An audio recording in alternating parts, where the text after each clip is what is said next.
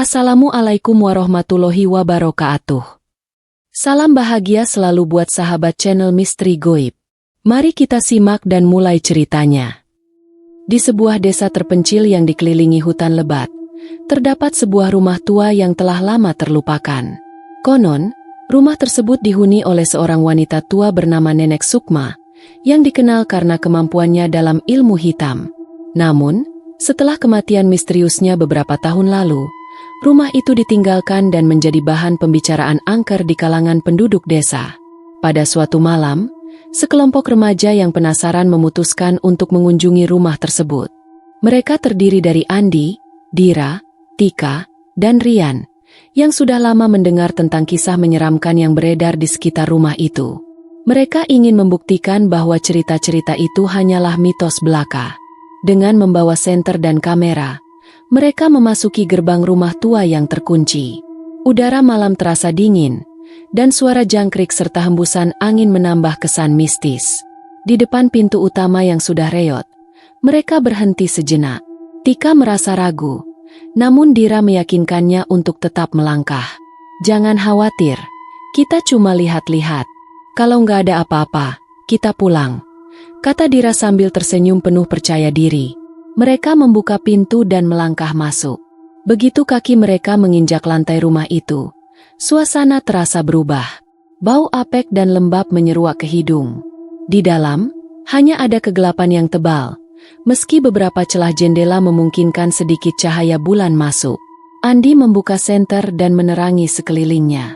Lantai yang berdebu, dinding yang terkelupas, dan kursi-kursi tua yang berserakan memberikan kesan rumah yang sangat terabaikan.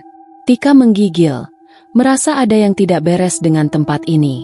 "Sepertinya tempat ini memang benar-benar angker," bisik Tika pelan. Namun Rian, yang merasa tertantang, mulai memotret setiap sudut rumah, mencari jejak atau tanda-tanda yang bisa menjelaskan kenapa rumah ini disebut berhantu. Mereka berjalan lebih dalam, menuruni tangga kayu yang sudah rapuh menuju ruang bawah tanah. Di sana, udara terasa semakin berat, dan sebuah suara samar terdengar dari dalam kegelapan. "Siapa di sana?" Tika bertanya. Suaranya bergetar, namun tidak ada jawaban. Ketegangan di udara semakin terasa, seperti ada mata yang mengawasi mereka dari balik bayangan. Tiba-tiba, salah satu dinding di ruang bawah tanah itu mengeluarkan suara keras, seperti ada sesuatu yang terjatuh. Mereka semua terkejut dan berlari ke arah suara itu. Dan saat mereka sampai, mereka melihat sesuatu yang tak bisa dijelaskan. Sebuah kursi tua yang bergerak perlahan, seakan ada yang duduk di sana. "Siapa yang melakukan itu?" Andi bertanya. Wajahnya pucat, namun tidak ada seorang pun yang dapat menjawab. Rumah itu seakan hidup, mengawasi mereka dengan diam. "Apakah ini kutukan yang mereka bicarakan?" ujar Dira, merasa ada sesuatu yang sangat salah di tempat itu.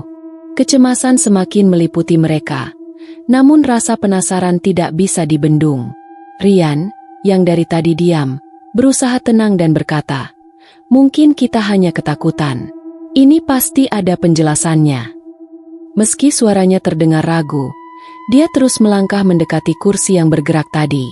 Namun saat tangannya hampir menyentuh kursi itu, tiba-tiba sebuah suara wanita terdengar jelas di telinga mereka.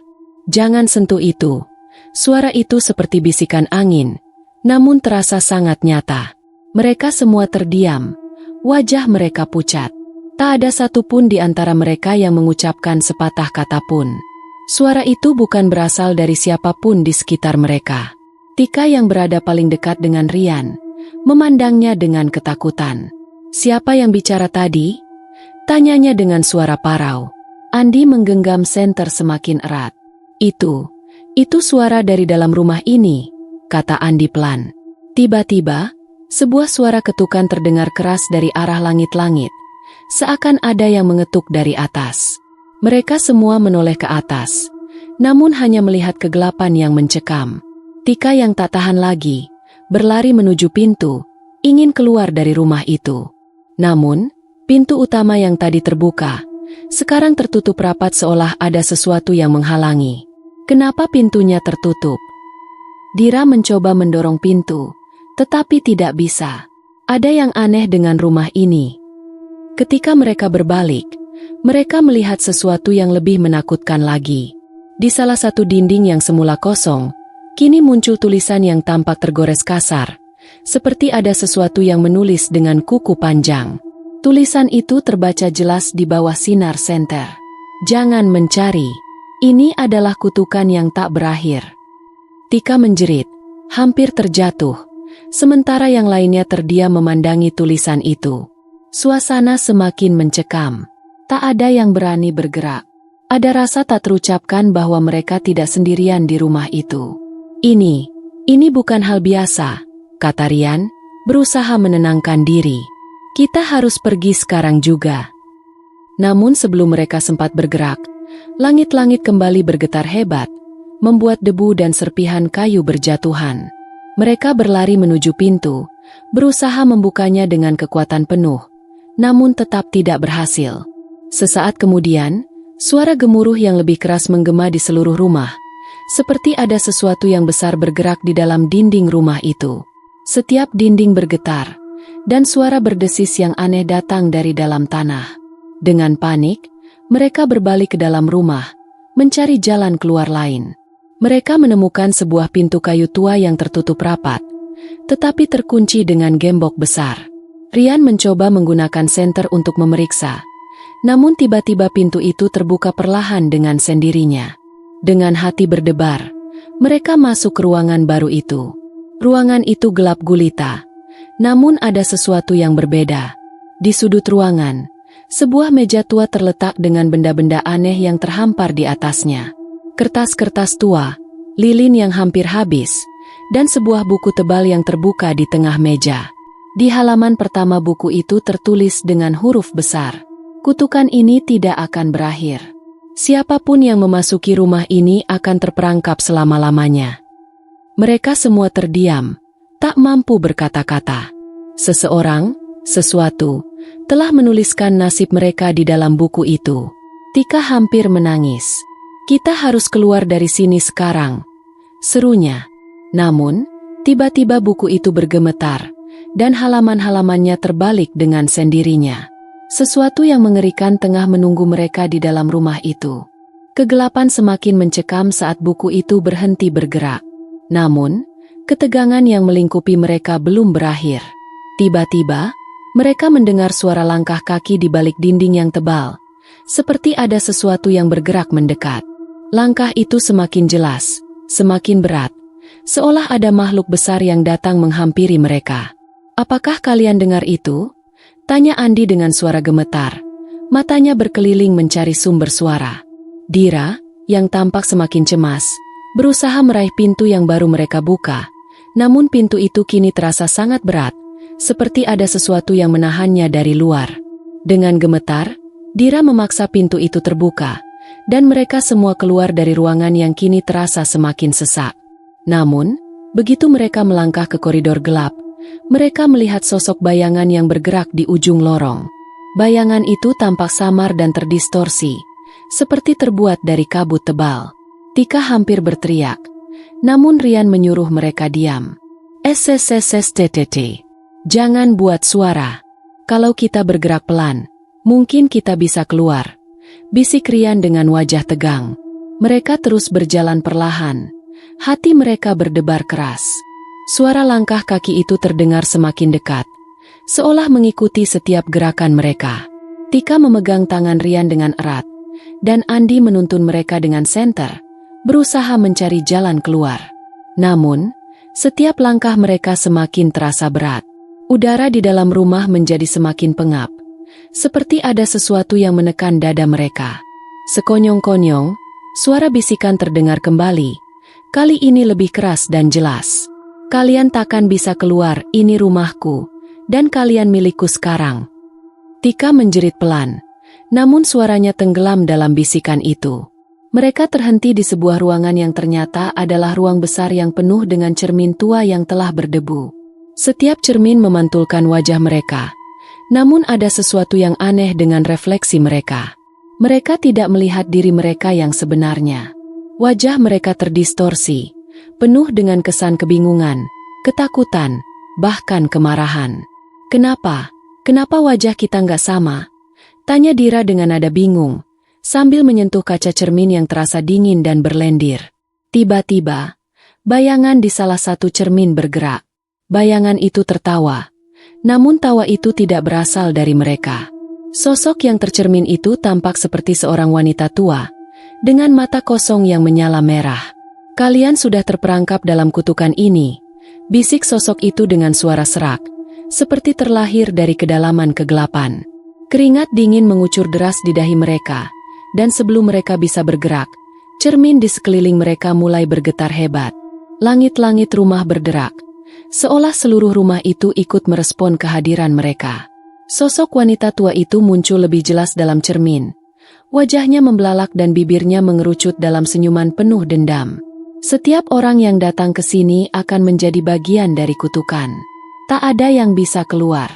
Kalian akan menjadi bagian dari kisah ini selama-lamanya. Tiba-tiba, cermin di sekitar mereka pecah berkeping-keping. Butiran kaca berjatuhan, namun tak satu pun yang melukai mereka. Saat mereka menoleh ke arah yang berbeda, mereka melihat sesuatu yang jauh lebih mengerikan. Di ujung ruangan, pintu keluar terbuka lebar, namun bukan jalan yang mereka harapkan. Di balik pintu itu, ada hutan gelap, tempat yang sama dengan hutan yang mengelilingi desa. Di sana, muncul sosok bayangan wanita tua, Nenek Sukma, berdiri tegak, matanya kosong dan memandangi mereka dengan tatapan penuh amarah. "Selamat datang, anak-anak.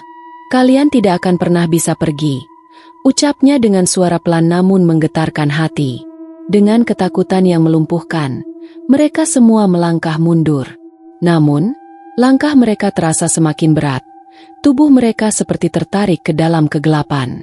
Suasana semakin mencekam, dan suara tawa Nenek Sukma menggema di seluruh rumah, membuat jantung mereka hampir meledak. Mereka tidak tahu apa yang harus dilakukan. Mereka hanya tahu, mereka sudah terperangkap dalam kutukan yang tak akan pernah berakhir. Hati mereka berdegup kencang saat Nenek Sukma melangkah mendekat. Langkahnya teredam dalam keheningan, namun ada sesuatu yang menekan udara, seakan dunia di sekitar mereka terhenti. Suara tawa wanita tua itu terus menggema, mengisi setiap celah pikiran mereka dengan rasa takut yang tak terlukiskan. "Apa yang kau inginkan dari kami?" Rian berusaha untuk tetap tenang, meski suaranya nyaris tak terdengar karena ketakutan. Nenek Sukma berhenti tepat di depan mereka. Matanya yang kosong dan merah menyala memancarkan kebencian yang dalam. "Apa yang aku inginkan? Hahaha, kalian sudah datang ke rumah ini. Kalian sudah memasuki dunia yang tak bisa kalian tinggalkan. Aku akan mengikat kalian dengan kutukan ini, hingga waktu itu sendiri melupakan kalian." Dira, yang berusaha sekuat tenaga untuk tetap berpikir jernih, mencoba mengingat sesuatu yang pernah dia dengar tentang rumah itu. "Tapi kenapa? Kenapa harus kami? Apa yang terjadi dengan rumah ini? Kenapa ini disebut kutukan tiada akhir?" Nenek Sukma tersenyum sinis. Kutukan ini dimulai bertahun-tahun yang lalu. Aku adalah penjaga rumah ini, dan rumah ini adalah tempat di mana jiwa-jiwa yang tersesat akan terperangkap. Setiap orang yang mencoba untuk keluar dari sini akan mendapatkan takdir yang sama. Mereka akan menjadi bagian dari tempat ini, menjadi bayangan yang akan menghantui setiap orang yang datang setelah mereka. Tika meremas tangan Rian, wajahnya pucat pasi. "Jadi kami akan terjebak di sini selamanya? Seperti kalian?" Nenek Sukma mengangguk pelan. "Ya, hanya ada satu cara untuk keluar dari sini, tapi itu tidak akan pernah terjadi. Kalian harus mengorbankan sesuatu yang sangat berharga, sesuatu yang tak dapat kalian bayangkan. Setelah itu, kalian akan bebas. Tetapi jika kalian gagal, kalian akan terperangkap dalam dunia ini, menjadi bagian dari rumah yang kalian tinggali." Andi memandang sekeliling mereka, mencoba mencari jalan keluar, tetapi setiap sudut rumah itu tampak semakin menyempit, seolah-olah rumah itu menelan mereka perlahan-lahan. "Apa yang harus kami lakukan? Kami tidak ingin terjebak di sini." "Ada banyak yang harus kalian lepaskan," ujar Nenek Sukma. Suaranya semakin berbisik. "Kalian harus melepaskan semua kenangan dan ikatan kalian dengan dunia luar. Hanya dengan itu kalian bisa pergi. Atau tetap terperangkap di sini bersama kami. Mereka semua terdiam. Tidak ada yang tahu apa yang harus dilakukan. Setiap pilihan terasa mengerikan. Rian memandang Tika, Dira, dan Andi satu persatu. Mereka semua berada di ambang kehancuran, tetapi mereka masih memiliki sedikit harapan untuk melarikan diri. Namun, saat mereka saling bertukar pandang, sesuatu yang lebih mengerikan terjadi. Di balik bayangan Nenek Sukma, mereka melihat sosok-sosok lain yang perlahan muncul. Sosok-sosok yang mereka kenali, tetapi dengan wajah yang penuh kebingungan dan ketakutan. Wajah-wajah mereka yang terdistorsi, seperti cermin yang pecah. Sosok-sosok yang tampaknya sudah lama terperangkap di dalam rumah itu. Jiwa-jiwa yang kehilangan arah.